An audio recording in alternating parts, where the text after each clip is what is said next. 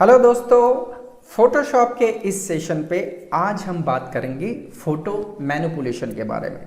Photo manipulation, जैसा कि आप देख रहे हैं कि फोटो मैनिपुलेशन होता क्या है।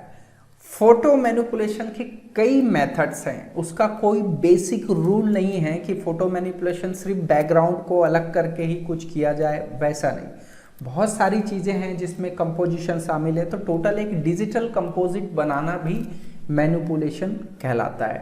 तो जैसा कि आप यहाँ पे स्क्रीन पे देख रहे हैं, देखिए ये एक नॉर्मल क्लिक है, इस पे कोई भी अभी एडिटिंग नहीं की गई है।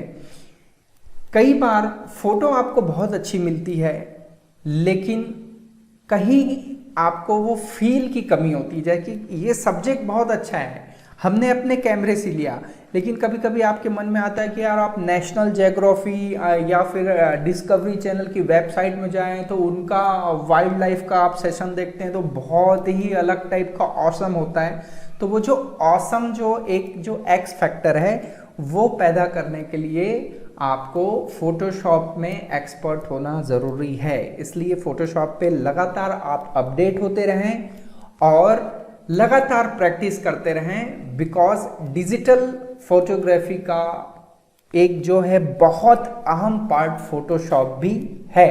हालांकि कुछ लोग फोटोशॉप को सिर्फ फोटो कटिंग और बैकग्राउंड चेंज तक मानते हैं, तो शायद या तो वो लोगों ने इतना ज़्यादा देखा नहीं है फोटोशॉप, इसलिए ऐसी बातें करते हों।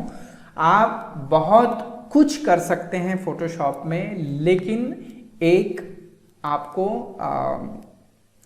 एक स्टैंडर्ड होता है, उस स्टैंडर्ड के अकॉर्डिंग यदि आप काम करें। आप सिर्फ फोटो कट पेस्ट जैसा आप शुरू से करते आ रहे हैं फेदर देके, तो वो काम नहीं करेगा। आपको ओरिजिनलिटी मेंटेन करनी है, तो आपको पहली बात तो अपने जो लोग CS2 और 3 पे अभी तक अटके हुए हैं उनको छोड़ना पड़ेगा। ठीक है, चलिए वो बात हम अलग करते हैं। अभी जो आपके सामने ये फोटो है, अब ये ओरिजिनल है और देखिए ये जो है एडिटेड है। तो इस फोटो को इस तरीके से बनाने के लिए आज हम सारा मेथड आपको बताऊंगा। तो चलिए स्टार्ट करते हैं फोटो मैनिपुलेशन। तो फोटो मैनिपुलेशन के लिए मेरे पास ये फोटो है। सबसे पहले मैं आपको इसमें एक टेक्नोलॉजी ऐसा दिखाता हूँ जिसपे आपको कटिंग में जो समय बचता है। तो कटिंग पे समय बचने के लिए, बिकॉज आपको मालूम है कि यहाँ जो ये फोटोग्राफ क्लिक किया हुआ है इसमें सब्जेक्ट फोकस है और बैकग्राउंड जो है डेप्थ ऑफ फील्ड की वजह से आउट ऑफ फोकस है। जब कभी भी आपको फोटोशॉप के अंदर इस तरीके का सिचुएशन मिलता है तो आपको कटिंग के लिए बहुत ज़्यादा एफर्ट लगाने की ज़रूरत नहीं है। यदि आप अपडेटेड हैं CC 2016 के ऊपर, यदि आप काम कर रहे हैं 17, 18, 19 या 20 में, तो आप यहाँ फिल्टर पे आइए, यहाँ सेलेक्ट फोल्डर पे आइए। सेलेक्ट मेनू पे आने के बाद आपको यहाँ पे एक ऑप्शन मिलेगा फोकस एरिया। जैसे ही आप फोकस एरिया पे क्लिक करते हैं तो आप देखेंगे इस पे एक प्रोसेस होगा और ऑटोमेटिकली इस फोटो पे जो फोकस हुआ एरिया है वो ऑटोमेटिकली डिटेक्ट होके कट हो जाएगा। देखिए ये कट हुआ। कट होने के बाद आपको बहुत सारी इसमें चीज़ें हैं। यहाँ पे देखिए 2 ब्रश हैं, एक है प्लस और माइनस का। तो ये प्लस लेके, अगर मैं प्लस वाला ब्रश लेता हूँ और प्लस ब्रश लेके इस जगह पे इस तरीके से करूँ तो यहाँ जो छोटी मोटी चीज़ें जो हमारी हाइड हो गई थी वो वापस रिकवर हो जाएगी। देखिए इस तरीके से ये रिकवर हो जाएगी वापस। और इसी तरह यहाँ आपका सेलेक्ट एंड मास्क ऑप्शन है। सेलेक्ट एंड मास्क ऑप्शन को क्लिक कीजिए। जैसे ही आप select and mask option click करते हैं उसके बाद आपको ये जो व्यू ऑप्शन है, व्यू ऑप्शन पे ब्लैक एंड वाइट करना है। और ब्लैक एंड वाइट करने के बाद यहाँ आपको लेफ्ट साइड में मिलेगा, देखिए रिफाइन एज ब्रश टूल। अगर आप R प्रेस करते हैं अपनी कीबोर्ड से तब भी ये रिफाइन एज ब्रश ऑन हो जाएगा। तो रिफाइन एज ब्रश लेने के बाद ब्रश का साइज आप छोटा बड़ा करिए और कंट्रोल के साथ प्लस करके थोड़ा जूम कीजिए फोटो को। और जो एजेस वाले एरिया हैं, देखिए उस एजेस के आजू बाजू धीरे धीरे केवल ब्रश आपको चलाना है। जैसे ही आप ब्रश चलाते जाएंगे आप देखेंगे कि उसके अंदर और भी ज़्यादा जो बारीक जितने बाल हैं जो मंकी के, वो सारे एक्सट्रैक्ट होके बाहर आ जाएंगे। इस तरीके से, ये देखिए ये आ गया बाहर। और इसके अलावा और भी आपको इसमें कुछ करना हो तो यहाँ से शिफ्ट एज से भी अगर थोड़ा आप शिफ्ट एज को बढ़ाएं तो और भी ये जो बाल हैं मंकी के, इस पे और भी ज़्यादा आपको शार्प या डिटेल मिलेगा। थोड़ा सा शिफ्ट एज आप बढ़ा सकते हैं, ज़्यादा नहीं बस। और यहाँ से कर दीजिए ओके। जैसे ही आपने ओके किया, देखिए आपका फ़ोटो तैयार है। और अब आपको करना क्या है, यहाँ से इसे कर देना है मास्क। देखिए मास्क हो गया। मास्क होने के बाद मैंने इसी को डुप्लीकेट किया, देखिए इस लेयर को डुप्लीकेट किया और दूसरे जो नीचे वाली जो फोटो है उससे मास्क को हटा दिया। तो मास्क को हटाने के लिए आप शिफ्ट के साथ मास्क के ऊपर क्लिक कीजिए, मास्क हट जाएगा। तो ये मास्क को मैं हटा के डिलीट भी कर दूं, ये हो गया डिलीट। देखिए मास्क भी डिलीट। तो नीचे की फोटो हो गई हमारे पास ओरिजिनल जैसी थी और ऊपर आपके हो गया कटिंग। अब आपको करना क्या है, सबसे ऊपर वाली फोटो पे सबसे ऊपर वाली लेयर पे क्लिक करके आपको यहाँ पे आना है सॉलिड कलर। सॉलिड कलर कौन सा लेना है, आपको एक लगभग ग्रीन कलर लेना है मिड टोन पे, कोई भी एक मिड टोन पे, लेकिन बहुत ज़्यादा उस पर ब्लैक कलर नहीं होना चाहिए। ये ले लिया मैंने एक मिड टोन पे कलर। और इसका ब्लेंडिंग मोड आपने चेंज किया मल्टीप्लाई पे। जैसे ही मल्टीप्लाई आपने चेंज किया उसके बाद आप थोड़ा फील इसका कम कर लें। थोड़ा फील हमने कम कर लिया तो फील इसका कम हो गया, या ओपेसिटी थोड़ा कम कर लें। तो फील एंड ओपेसिटी कम करने के बाद ये कलर फील वाला जो आपका लेयर है इसको आपने रख दिया नीचे और मास्क वाला कर दिया ऊपर। देखिए पहला तो आपको इतना करना है।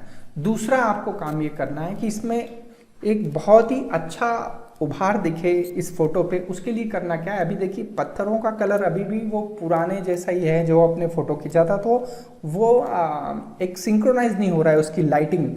तो यहाँ आप मास्किंग पे क्लिक करें, जो मास्क वाला ब्लैक मास्क है, और ब्रश लें। ब्रश लेने के बाद बी दबाने से ब्रश आ जाएगा, ये ब्रश आ गया। और ब्रश दबा के इसके ऊपर धीरे धीरे आप इस तरीके से जब ब्रश करेंगे, ब्रशिंग चलाएंगे, अपना ब्रश चलाएंगे, तो आप देखेंगे कि जो बैकग्राउंड का कलर है उससे ये पत्थरों के टेक्सचर का कलर मैच होने लगेगा। ये देखिए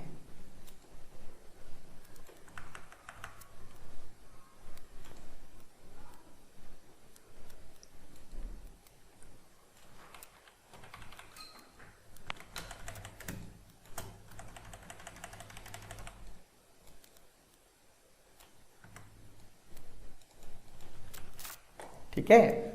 इतना होने के बाद आपको यहां से आना है, एक ब्रश लेना है।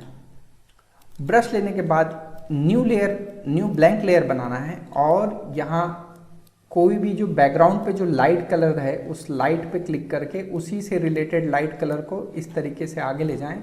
और इस जगह बंदर के लाइट किधर से आ रहा है वो ध्यान दें। तो आप देखेंगे कि जो इसका जो लेफ्ट एरिया है, मतलब जिधर मैं अभी ब्रश रखा हूं वहां से लाइट आ रहा है, तो इस जगह पे इस तरीके से आप लाइट बनाएं। ये इस तरीके से आप लाइट बनाएं और इस लाइट को कर दें पीछे। कटिंग आगे हो गई, लाइट पीछे हो गया। और ब्रश बड़ा करके लाइट को और भी इस तरीके से फैला दिया जाए। देन फील ऑप्शन पे जाके धीरे धीरे फील को कम कर लीजिए। ये देखिए ये हो गया। इतना होने के बाद अब आपको इस पे ओरिजिनलिटी का एक फील आए कलर का, उसके लिए आपको करना क्या है, ये सबको आप बना लीजिए एक ग्रुप। और ग्रुप बनाने के बाद अब आप यहाँ पे नीचे जो एडजस्टमेंट लेयर है उसमें से जाइए आप सॉलिड कलर पे। जैसे ही आप सॉलिड कलर पे जाएंगे, सॉलिड कलर पे आने के बाद आप एक कोई भी इस तरीके का कलर लीजिए और इसको कर दीजिए आप सॉफ्ट लाइट। सॉफ्ट लाइट करने के बाद ओपेसिटी धीरे धीरे कम कीजिए, लगभग 15 से 20 बस। और फिर आप आइए यहाँ से पहला option colour lookup. Colour lookup में आपको मिलेगा 3D LUTs। इसमें पहला ऑप्शन होगा क्रिप्स वार्म। ये क्रिप्स वार्म को क्लिक कीजिए। जैसे ही आप क्रिप्स वार्म क्लिक करते हैं तो देखिए इसमें कुछ अलग ही फील आ गया। अब दोबारा फिर से जाइए आप कलर लुकअप में, और कलर लुकअप में इस बार लीजिए क्रिप्स विंटर। और विंटर लेने के बाद जो क्रिप्स विंटर वाली लेयर है उसकी ओपेसिटी कर दीजिए लगभग 20 के आसपास, 20 से 25 के आसपास। बस ये एक कंप्लीट आपका अभी फोटोग्राफ्स हुआ। अब इन सारे को आप बना लीजिए एक ग्रुप, और ग्रुप बनाने के बाद आप ग्रुप को डुप्लीकेट कीजिए। ग्रुप बनाने के बाद आप ग्रुप को जब डुप्लीकेट कर रहे हैं तो ग्रुप बनाना है आपको इस लेयर के साथ। ग्रुप बनाइए, ये बन गया।